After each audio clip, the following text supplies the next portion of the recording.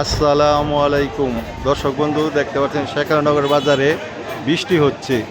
সবজি বাজার সব জায়গায় দেখেন লোক নাই, একবারে কম বৃষ্টির কারণে। দেখেন সবাই বৈশা রয়েছে, বৃষ্টি হচ্ছে। দেখেন আমাদের টুকুল ভাই বৈশা রয়েছে, বৃষ্টির কারণে বেচা কিনি নাই, একবারে ঠান্ডা। বৃষ্টির কারণে বাজার একবারে ঠান্ডা হয়ে গেছে। পোলট্রি কত? 190 না 90?